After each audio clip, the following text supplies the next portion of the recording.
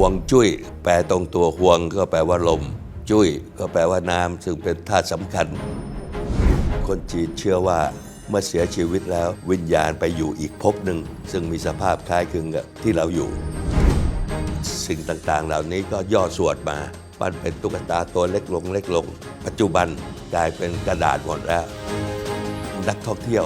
เวลาไปกาญจนบุรีจะแวะเที่ยวสุสานอันนี้เพราะเป็นสุสานที่ใหญ่ที่สุดยังเชื่อในเรื่องฝังฮวงจุ้ยอยู่ส่วนหนึ่งก็เชื่อในเรื่องเผาศพ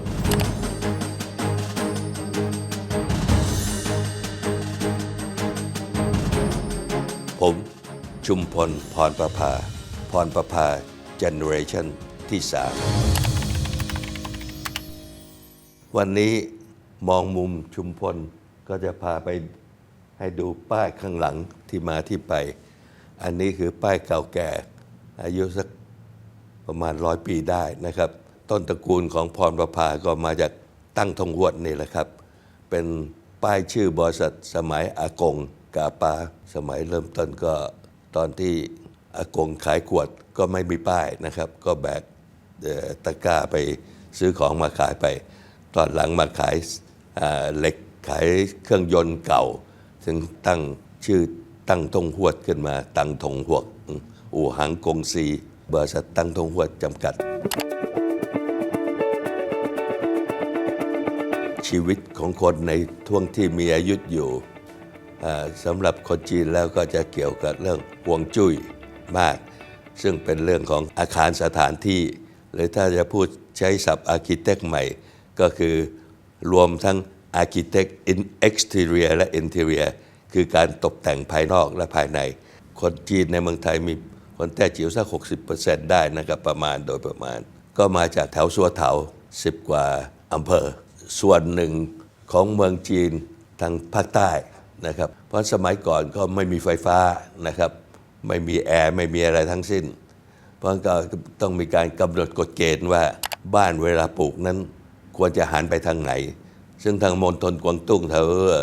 ซัวเถาที่ก็ลมหนาวมาจากทางเหนือนะครับลมทางใต้พัดไปก็เป็นลมอุ่นเพราะฉะนั้นก็จะนิยมว่าให้บ้านหันมาทางใต้หรือตะวันตกเฉียงใต้แล้วก็มีประตูซึ่งเป็นประตูใหญ่แล้วก็มีหน้าต่างที่จะรับลมเข้าไปในบ้านส่วนหลังบ้านนั้นก็อาจจะเป็นที่ทึบหรือมีหน้าต่างที่เล็กลงเวลาหน้าหนาวมาจะได้ลมหนาวเข้ามาน้อยเพราะตัวฮวงจุ้ยแปลตรงตัวฮวงก็แปลว่าลมนะครับจุ้ยก็แปลว่าน้ำซึ่งเป็นธาตุสำคัญใน5 ธาตุที่คนจีนถือว่าดินน้ำไม้ไฟและโลหะนะครับเพราะฉะนั้นก็มีอัตราส่วนของความสูงของหลังคาของประตูของหน้าต่างห้องนอนต่างๆจะมีอัตราส่วนในฮวงจุ้ยเจ้าสัวหลายคนในเมืองไทยก็ยังเชื่อเรื่องนี้เวลาจะเปิดอาคารสถานที่ก็จะเชิญสินแสมาดูว่าหันหน้าถูกต้องไหมการมีโต๊ะมีเก้าอี้วางตำแหน่งแห่งหนถูกหรือเปล่าสำหรับตึก SP International ตึกนี้เมื่อสร้างเสร็จแล้วผมก็ได้เชิญสินแสจีนมาดูว่าที่สร้างไว้เนี่ยมันมีอะไรผิดจะต้องแก้ไขไหมก็ปรากฏว่าสินแสมาเดินดูทั่วทั้งตึกแล้วก็บอกใช้ได้ไม่ต้องปรับปรุงอะไรทั้งสิ้นนะครับก็โชคดีไปฮวงจุ้ยนั้นก็หมายถึงว่าการเลือกสถานที่ในการเพาะปลูกสมัยก่อนก็อาจจะมีเขื่อนบ้างไม่มีเขื่อนบ้างนะครับมีก็ไม่มากก็ต้องอาศัยว่าที่ไหนมีน้ำอยู่ข้างหน้าคนเรานี่ 80% ก็เป็นธาตุน้ำนะครับแล้วก็มีที่สมบูรณ์ที่จะเหมาะสำหรับอยู่และปลูกพืชฮวงซุยนั้นก็จะเป็นที่ฝังศพสำหรับผู้เสียชีวิตฮวงซุยนั้นก็คือในสมัยก่อนนู้นสมัยแรกๆก็มีการเชื่อว่าชีวิตหลังจากเสียชีวิตไปก็จะมีความเป็นอยู่คล้ายๆกับชีวิตในโลกเป็นจริงนี้สมัยก่อนนั้นจักรพรรดิหรือพระเจ้าแผ่นดินเมื่อเสียชีวิตไปแล้วก็จะมีที่ฝังศพนะครับโดยมากก็จะขุดอยู่ใต้ดินแล้วก็เอาข้าทาสบริวารฝังทั้งเป็นไปด้วยนะครับก็นี่เป็นประเพณีซึ่งทำมานาน ก็จนกระทั่งจักรพรรดิจีนซึ่งสีฮ่องเต้เราก็จะได้เห็นสุสานซึ่งตอนนี้ก็เป็นช่วงที่เปลี่ยนว่าไม่ใช้ข้าทาสบริวารหรือทหารฝังทั้งเป็นก็ไปปั้นเป็นหุ่นเป็นนายทหารเป็นม้านะครับรถม้าต่างๆไอ้นั่นก็เป็นช่วงเปลี่ยนแปลงของประวัติศาสตร์หลังจากนั้นที่มันก็หายากขึ้นเรื่อยๆคนมีมากขึ้นสิ่งต่างๆเหล่านี้ก็ย่อส่วนมานะครับปั้นเป็นตุ๊กตาตัวเล็กลงจนทั้งปัจจุบันกลายเป็นกระดาษหมดแล้วเผากระดาษเงินกระดาษทองแล้วก็ทำบ้านกระดาษรถยนต์กระดาษแบงก์ต่างๆแล้วก็เผาเป็นพิธีมานี่คือเรื่องของฮวงซุย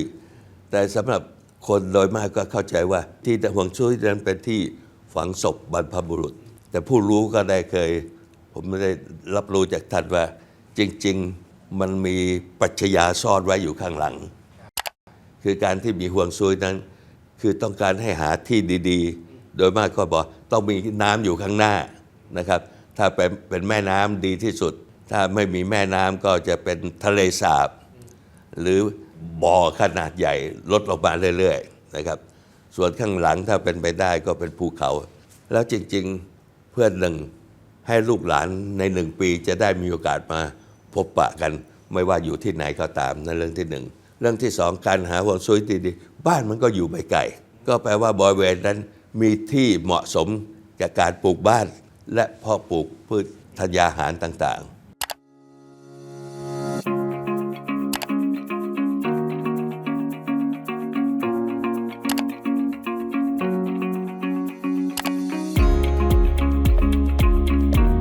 สิ่งที่สำคัญที่สุดของฮวงซุยก็คือ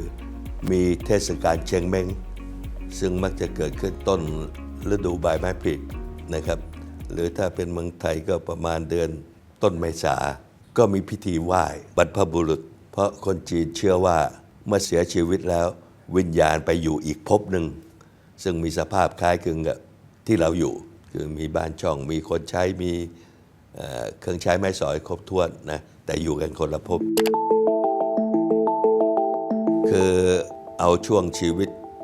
เอาว่าก่อนอายุสัก30แล้วกันผมเป็นเจเนอเรชันที่3อากงอาม่าก็ยังอยู่เพราะก็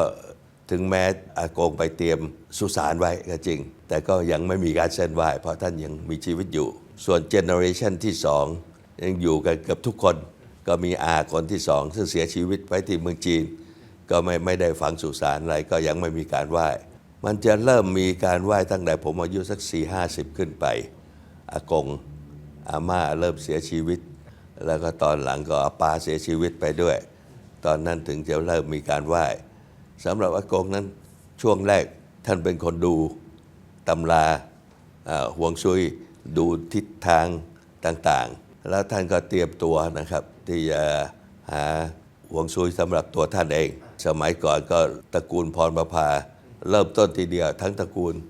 สมัยที่ผมเรียนหนังสือเด็กๆอยู่ก็มีรถยนต์อยู่คันเดียวนะครับใช้กันทั้งตระกูลอาปาอามาอาเจกอาโกนะครับก็ผัดกันใช้พอมาช่วงหลังอายุสัก30-40ได้มันก็เริ่มมีรถหลายคันมีคนรถบ้างแล้วปกติอากงก็มักจะไปดูหาที่โดยมากท่านก็จะไปวันเสาร์วันอาทิตย์บางเสาร์บางอาทิตย์ก็ไม่มีคนรถมาผมก็เป็นคนขับรถจีบตะเวนพาท่านไปดูนะครับ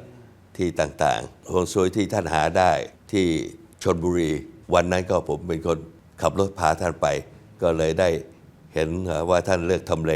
ที่ตรงนั้นไม่มีแม่น้ำแต่ก็มีอ่างเก็บน้ำใหญ่อยู่ข้างหน้าของอาป้านั้นก็มาเป็นคนหา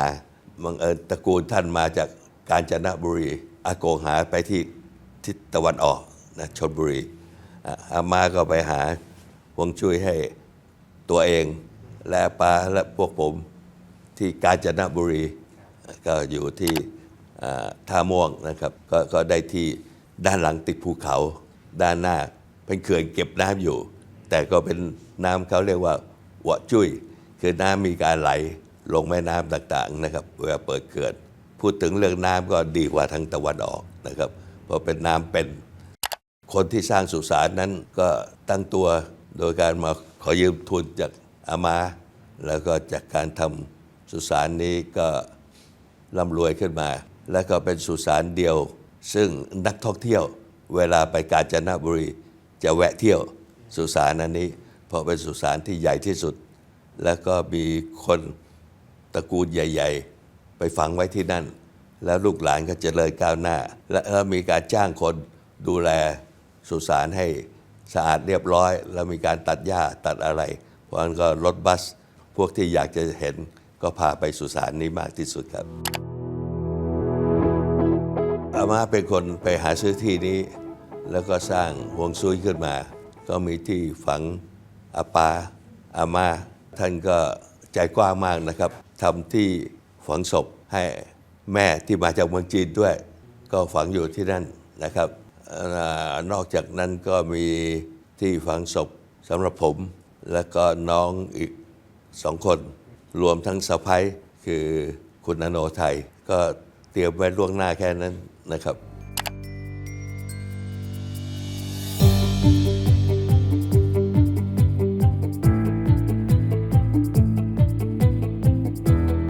สำหรับตระกูลพรประภาก็มีการสร้างซื่อตึงนะครับแล้วก็นิยมไปสร้างโรงเรียนตระกูลพรประภาก็สร้างโรงเรียนสำหรับเรียนการศึกษาขั้นพื้นฐานตั้งแต่เด็กจนทั้งประถม 6ปีนี้คงจะมีการแวะไปดูเพราะการสร้างซื่อตึงและโรงเรียนนั้นก็ทำมาหลาย10 ปีแล้วได้ข่าวว่ามันชำรุดทรุดโทรมก็ได้รับการดูแลแต่ว่าอาจจะต้องมีการปรับปรุงครั้งใหญ่นะครับก็ตระกูลพรประภาก็กำลังหาเวลาว่าใครจะมีเวลาไปดูแล้วก็ดูว่ามันมีความชำรุดทรุดโทรมแค่ไหนจะต้องใช้เงินทองในการปรับปรุงโรงเรียนและก็สื่อตึงให้ดีขึ้นนั้นก็ยังดำเนินการอยู่ครับธรรมดาคนมีชีวิตอยู่ก็สามารถเอาป้ายไปตั้งไว้ได้แต่เอาผ้าสีแดงๆคลุมไว้แสดงว่ายังมีชีวิตอยู่ถ้าเสียชีวิตแล้วก็เปิดอันนั้นออกเพราะงั้นก็นอกจากบันทึกในสมุดแล้วแต่ละเจเนอเรชันของจีนเนี่ยเขาก็จะมีป้ายในศาลาไหว้บรรพบุรุษเหล่านี้อยู่ครับคนไทยเชื้อสายจีนก็ยังมีแบ่งเป็น2 ส่วนและส่วนหนึ่งก็คือยังเชื่อในเรื่องฝังฮวงซุยอยู่ส่วนหนึ่งก็เชื่อในเรื่องเผาศพตามลัทธิของอิทธิพลของอินเดียแล้วก็หลังสุดก็มีคนรุ่นใหม่เชื่อว่าเมื่อตายไปแล้วตอนตายนั้นบริจาคร่างกายและอวัยวะ